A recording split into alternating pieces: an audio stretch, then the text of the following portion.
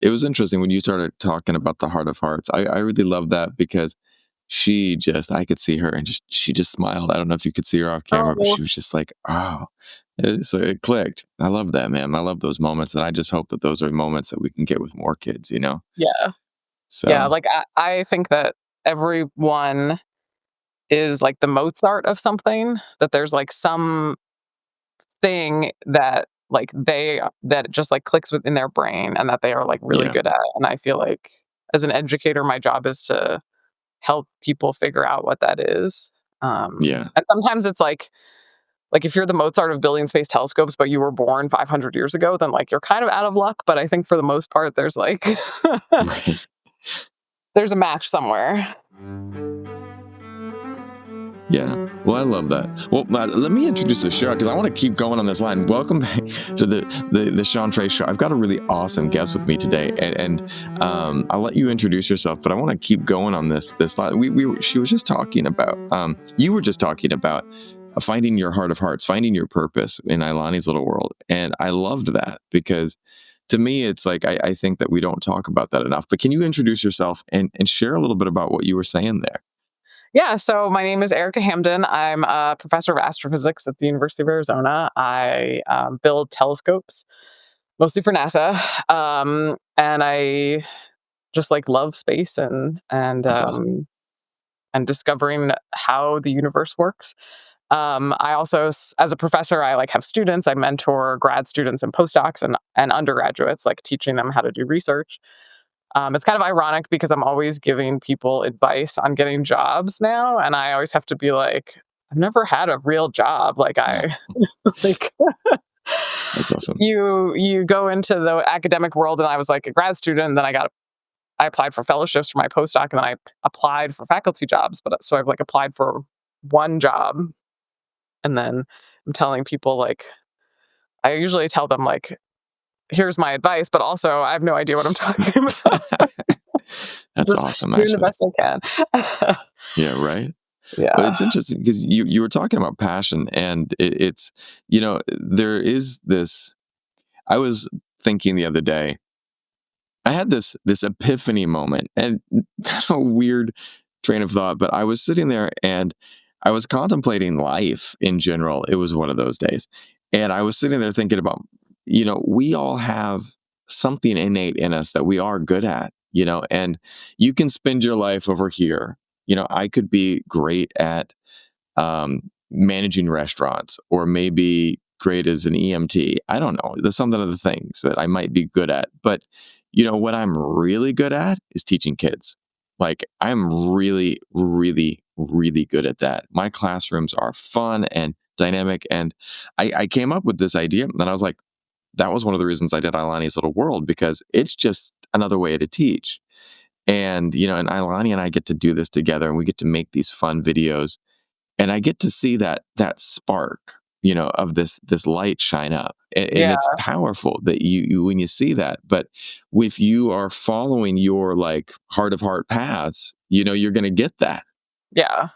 And I just feel like there's so much, I don't know, messaging or like society that focuses on like productivity or making money or like Yeah, these goals that are not satisfying yeah, in the long run. And like, obviously, you need money to live, but like, it can't be the only thing. And it has to be something that you're gonna like wake up in the morning and be excited about. And I feel like my experience like building stuff, like you can't the payoff doesn't might not happen. Like we put the telescope up and it has a hole in it. So you can't yeah. wait to be satisfied for the thing at the end because it might not ever happen. You have to like the day to day and I feel like the only way to really do that is to do something that you actually love. Right, 100% agree. If you're not doing something you love, you're just, I don't know. I feel like you're spinning wheels, Yeah. and there's enough people spinning wheels in the world that it keeps running. But it's like you see these people. I was driving to work the other day, and and I was working with my daughter. I tend toward a level of baseline grumpiness in my Right. life at times, like, especially in traffic. So I was working with my daughter. I was like, "All right, today, our mission for the day is to smile as much as we can. And she's like, we're going to look creepy. I was like, it's okay. We just smile, just do it to see. You're not smiling for them. You're smiling for you. And she was like laughing. And we were cracking up because people were laughing at how much we were smiling on the way to work. But what I was noticing when we did that is the number of people that just weren't happy, weren't smiling, and just were looking pretty, not just not smiling, but just looked miserable. And, you got to think about what choices did they make that brought to them to this point of not being that happy. And maybe there's other stuff beyond their control, but we do have the ability to choose, and come back to you went from being a chef to an astrophysicist. What gave you the courage to make such a massive life pivot? Um, well, I've always been extremely sure of myself. Like even when I was a little kid, one of my oldest friends, we would like hang out, and I used to call myself Erika the Great. I was like 6 years old. That's Like I think awesome, I by the read way. about Alexander the Great, or something like that, and I was like, oh, that's me too. And like, and now he still sends me birthday cards that will be like addressed to Erica the Great. um, so I've always felt like, oh, of course I can do whatever I want. And like I came from a big family that I had older sisters, and they were really all my sisters are really smart. And like so I think one of the things was like my parents were always like, oh, you should do whatever you want. Like it was the 80s, so I felt like we had a very autonomous upbringing. But then my teachers would be like, "Oh, you're a Hamden," because they would see the last name and have had my sisters, and so they would be like, "Oh, you're smart." So I never had to deal with a teacher that was like, "I don't think you can do this," because they already knew the family. So I felt like my way was like a little bit easier. And Yeah. I tend to have a very uh like I take things at face value, and and I like spend a lot of time on my own brain. And so I felt like if people were discouraging me, I just like didn't notice it. Yeah. It was like, okay, whatever. Um, and yeah, so at the like I didn't actually have any concerns about it. It was just like, okay, I'm tired. I I tried this. It's not as fun as I was hoping or as interesting or whatever. And so now I'm going to try the other thing. And like, um, yeah, I didn't think that hard about it. What was it that um, what was it that made you gravitate toward astrophysics? What was it that caused you to say, "Hey, I want to go that direction"? What got you into the sciences? So I've like always loved space, like since I learned about its existence. Right. And I just thought it was so cool and weird and interesting. And then I learned that like you could be an astronaut and go to space. And so I've always wanted to go there. Yeah. And I've applied a bunch of times to be an astronaut, thus far unsuccessfully. But it's been like other sciences, I like them and I think they're interesting. Like I love learning about stuff, but the only topic that I've really um, been like, oh, I want to spend all my time thinking about this is space. Hmm. And I just feel like I'm interested in how massive it is and how weird it is. And actually, like I don't think that we like I don't know if you follow me on Instagram, but I'm publishing a book that comes out in a month on May 26th. Is That's it awesome. 26th or 27th? That's called Weird Universe, and it's like a popular science book. And part of the premise is just that like the universe is so weird, and the more we learn about it, the weirder it seems like it is. And we always assume like, oh, Earth is like this, or like our experience, on Earth is a certain way. Therefore, space will be the same, and then Yeah. it's never the same. So that kind of like I think partly I'm interested in just like how strange it is and how extreme and how vast and amazing and like beautiful. And I feel like we're so lucky to be able to observe it. So it's always like had this like hold in my brain. It's just like the thing that my brain wants to think about. Yeah. I grew up, I born in 79, grew up in the 80s. And, I came up, when I was a kid, Space Camp was a big movie. Oh And yeah. Yeah, it was game changer, and at that time, the, Star Trek: The Next Generation was a big show, and the idea of being out and exploring Yeah. space and getting to see all of these fantastical things, these amazing, fantastic things was something that I always thought about, and one of the things that, I was always fascinated by was the idea of, like, we always draw alien life looking like us, Yeah. but the reality is something evolving on a different planet with different conditions might look like a giant squid. It might Yeah. look like, Or like a big blob or a something, big or like blob or a something. fungus, Yeah. or yeah. We have no idea, and it's fascinating that space is weird, which is super cool at the same time. I was talking to some students the other day, and it was a lesson that I was teaching, and it was on. We had to explain the word mass, and they're like, "It's weight, right?" I was like, "Not really," Exactly, Yeah, yeah. yeah, it's not really weight. And we started looking at it, and we started looking at mass, and then we were talking about, okay, well, how does mass interact with gravity? And I was like, all right, you want to see some cool images? This is space time, and this is how it curves it. And my students were just like, whoa, mind blown. And then they were like, okay, and then we're talking about time dilation, and the kids started talking about Interstellar, and they're like, so you're going to be here, and you're going to be here, and I'm going to be this age. And it was wild to think about these different things, and like. There were a couple kids at the back that were just sitting there like this, going, "What's Having happening?" having an existential crisis in the back. They they were like, "Can we go do some TikTok dances while you guys are talking about this?" And I was just like, "Do whatever you need to do right now." When I teach my intro class, I feel like if I haven't caused every person in the class to have an existential crisis about space, then I have not done a good job. That's awesome. That's awesome. I remember when I was in a science class in high school, and we had the Powers of 10 video that they played, and I they're like, I still play that for them. "It's so good. So good. It's so good, the Powers of 10." But it's like, for me, I have always had this innate curiosity. Last night, my daughter is getting a strictly limited screen time this summer because Mm, grandma and grandpa tend to allow a lot of screen time when dad and mom are turning their backs and a device is slipped into her hands, and we're like, guys, you can't do that. But one of the things that I love is that I bought this giant science book, and it's like how everything is explained. And I gave it to my daughter the other day, and I was like, all right, we have no screen time, so you can pick a book to look at tonight and before bed. And she was like, I want to look at this. And last night she opened it for the first time, and she was just like, this is amazing. It was just diving in how are caves made? What is this? And she yeah. was just going into it.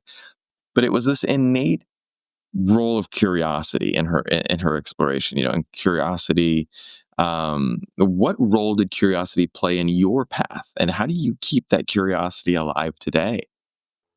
So, I feel like, um, I've been so driven by curiosity, like, I wanna know how everything works, Right. and, like, when I was a kid, I was always trying to talk somebody into taking me to the library or a bookstore and then get me a book so I could, like, read about something, and, Yeah, I always have wanted to, um I, like, wanna know more, I wanna know everything, and so and I had to, like, kind of train it, I think, like, going through so many years of education, I, like, learned how to channel that curiosity into, like, how do I come up with a question which is answerable and also interesting to me and interesting to other people, and then, like, matters, because there's a lot of questions and, like, ways to be curious that don't lead you anywhere, and so I've been thinking a lot yeah, about,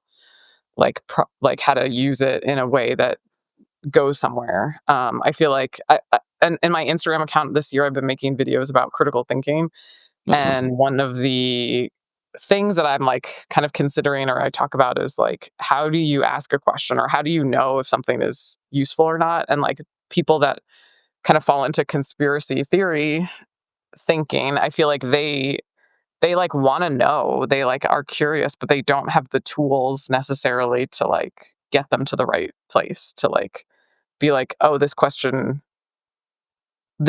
is one that can be answered versus this question that is not like a useful question. I like that. There was this the I have a personal finance podcast that I do as well, which is essentially I created because I was horrible with money Okay. and didn't know anything about it. So I was like, I need to talk to some experts who can teach me about this stuff, and so I can have the information to pass on to my child who's asking me personal finance questions. Dad, how do we get rich? Well, that's a great question. Let's talk about it. But one of the things that we talk about there that a lot of these personal finance experts are always talking about is we are asking the wrong questions. And that's a fundamental problem that people are looking at is we continue to ask the wrong questions. And when you ask the wrong questions, you're not going to get to the goal that you want. You have Yeah. to start thinking about the right questions because it's like you might see something on TV and someone comes out and has a controversial stance and you're like, interesting, what outfit are they wearing right now? You're like, hang on, It's hang the on, wrong question. that's the wrong question to ask. Maybe it's an interesting question, maybe you're interested. Who dressed you today? Like, okay, maybe that's the question that you need to ask for you. But like, if you're looking at their personal stance on something, that's the wrong question to ask. Yeah. It's like you have to have the right questions to get to a goal. But I think often people don't even know what questions are going to get them to where they need to be going. Yeah. Yeah. And it's like, it takes a lot of, I don't know, like reflection and a willingness to be like, oh, my previous question was wrong, Yeah. actually, or like I was wrong. To then like that's how you learn that you're like, Yeah. oh, asking about their outfit wasn't the right question. Asking about like who pays them, that's the right question. Um, but a lot of people like their identity is like their part of their identity is being right about things. And I think as a scientist and as a person, I've worked really hard that like I know that my identity and like value as a human is completely separate from like the work or my Yeah. whether I'm right or not. That's like, and actually it's almost inverted. Like if I'm wrong, it means I'm learning something. So that's good. And like, um, but I think a lot of people, there's like this feedback process and you have to be like brave enough to start it and be willing to be wrong and then be like, oh, okay, I was wrong. And then like you learn and then you move on. And like, if it's not really a reflection of anything other than what you're learning about. Yeah. There was the other day, my daughter made a mistake, and one of the things she was like, I'm just so stupid. I was like, whoa, whoa, whoa, whoa, no, you made a mistake. Like, there's a difference between, a mistake and being innately having lack of value. Like Yeah. you're judging yourself. And one of the things, and like this is why I was talking to her about the scientific method. I was like, scientists make mistakes all the time, and they're some of the smartest people out there because it's just a hypothesis. Yeah. They come up with an idea, and now we're going to test the idea, and it worked, or more likely it didn't, and then they go back and they go, oh, let's try a new idea. Let's And when test it this. doesn't work, that's what's more interesting, really. Like, Right? yeah. Because you're learning. It doesn't work. And, wow, that's cool. Now we can figure out a way to make it move forward. I love Mark Rober. And one of the approved YouTube channels for my daughter is Mark Rober because, it's great science. And when he was doing I think they were making a backyard with the elephant toothpaste thing, like that. Oh, yeah, yeah, Yeah. And they were like, "Well, we kind of measured, they measured it and they're like, we don't know how big this reaction's going to be. It might be a bit bigger than we think." And then they were completely, it was, and they had to run for cover, And it was funny because I was like, "Well, did they succeed?" She's like, "They succeeded, but they failed." And I said, "Are they stupid?" "No, those guys are really, really smart." And I said, "Exactly. Failure doesn't mean you're dumb. It just means that things didn't go the way you wanted them to." yeah. That actually reminds me of so my favorite movie when, I was, like, in my early tweens was Apollo 13. Great Uh, movie. like, oh, it's a perfect movie. Young Tom Hanks, everyone is amazing. It's Right. so good. They filmed it in the vomit comet also, which is just incredible to me. Um, but they talk about the end about how it's like a successful failure, Yeah. and they learned a lot. But it's also like that there it's actually a really good example of like they didn't spend a bunch of time being like, whose fault is this? Like, who should feel bad about this? They were like, we got to figure this problem out. That's the only thing that matters, is like solving the problem and working as a team. And um, I think that's the like a lot of people, maybe because our like term for messing up is the same as like when you get an F in a class and therefore Yeah. did badly, Right. but those are different things. And yeah. And I love it. I love it because it also, and one of the things I love about Apollo 13 is it's literally the problem they had was what, like putting a round peg in a square hole. It's like like they had the filter, that was a certain shape, and they had to match it with a different shape thing, and like they only had what was there and available to them. And so, and it was about the results, and it's great because today when I'm sitting here, and anytime I do these interviews now, like we did Ilani's Little World for a couple years already, and we will share the facts. And I've been doing my podcast for a while, and I was like, well, what would be really cool is to like kind of have a more of a podcast vibe with these Ilani Little World things, but we can still make the creative stuff. But what's been really special to my daughter is that we've had a couple guests now, and what she pointed out, and I was like, well, who do you like talking to? And she's like, I like talking to all of the women. And I was like, why? And she's like, because they're like me and they're Oh, really smart.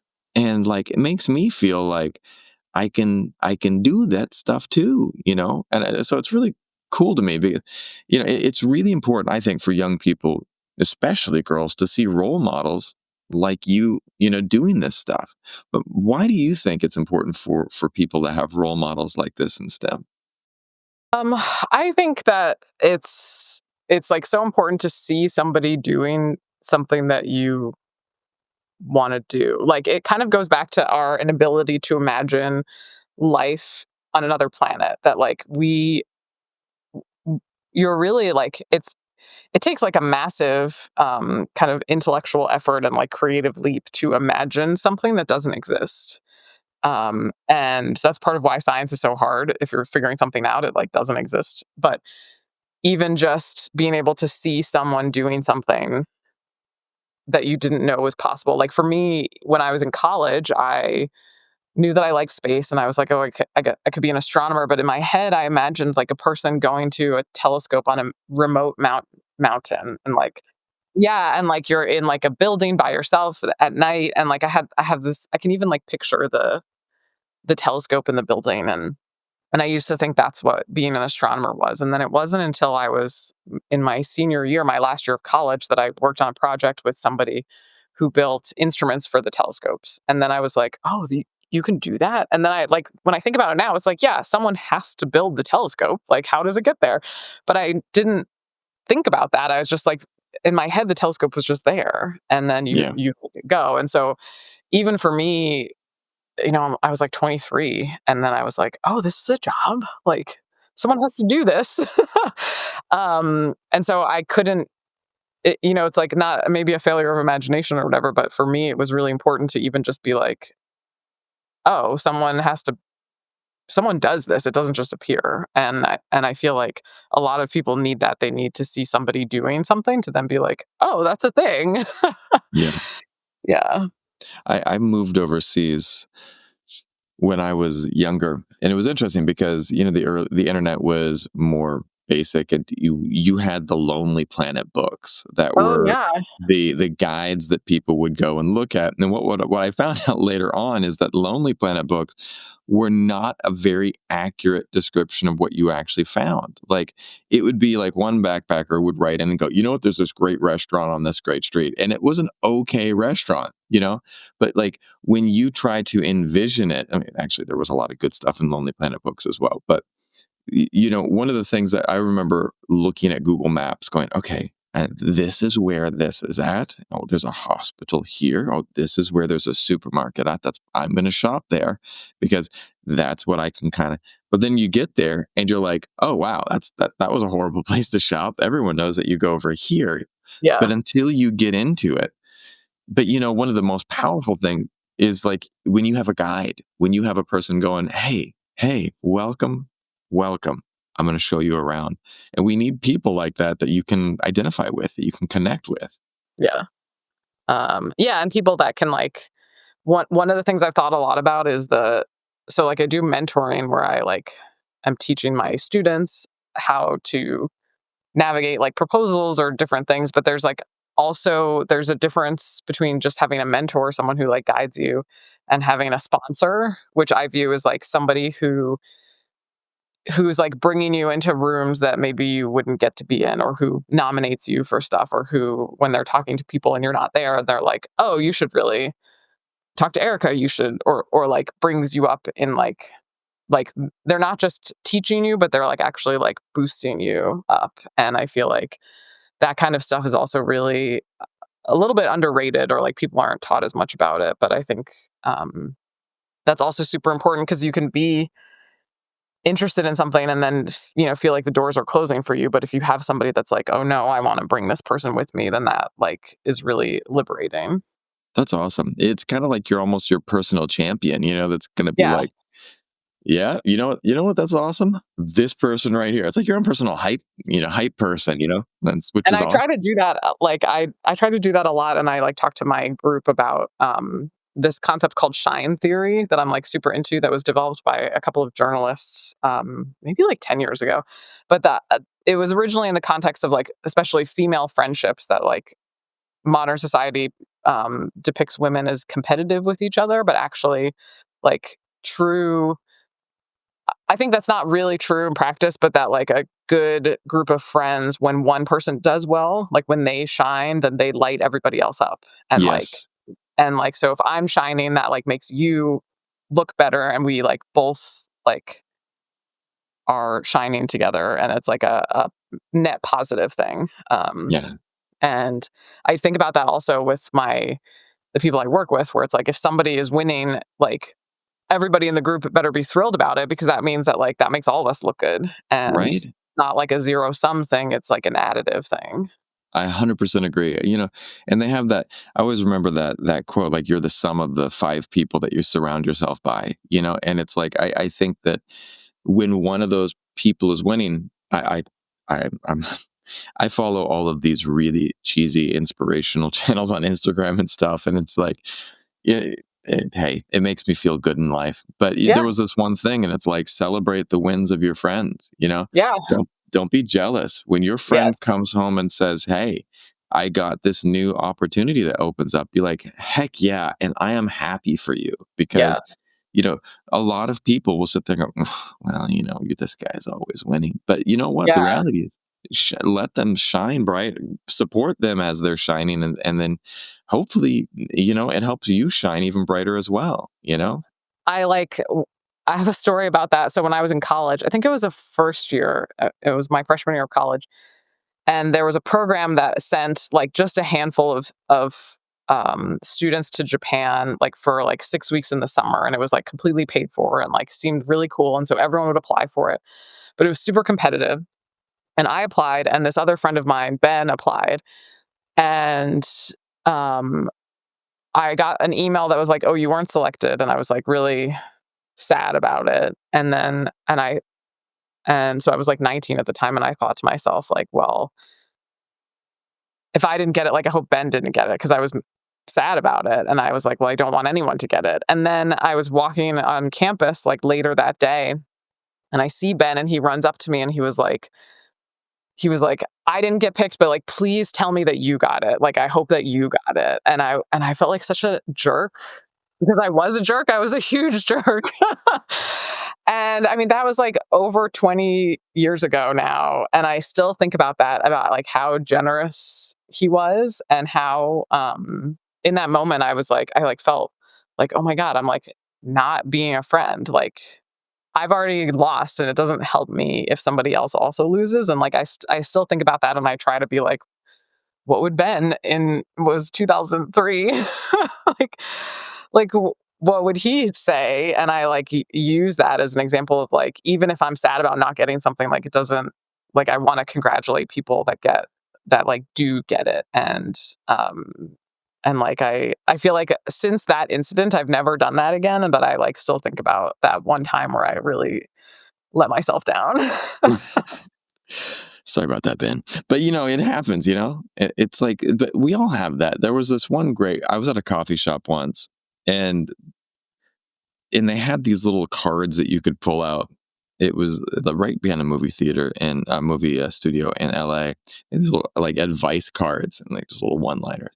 And mine was, I pulled this one card and it always stuck with me. I said, be the most optimistic version of yourself that you could be. A positive and optimistic version of yourself it could be. And I'm just like, oh, why I got to get that card. So then I thought about it and I tried to carry it with me because, you know, if we can bring that positivity around to, what, hey, you know what? I believe in you. You can do that, and it's like, there's a power to that because it lifts people up. And sometimes we need to be that. You think about that. You think about the Wright brothers, and someone's sitting there going, you guys can never build that, you should just give up now. Or, Marie Curie, as she was going and studying all of these, these elements, like, right, you should really just get a different, day job or whatever.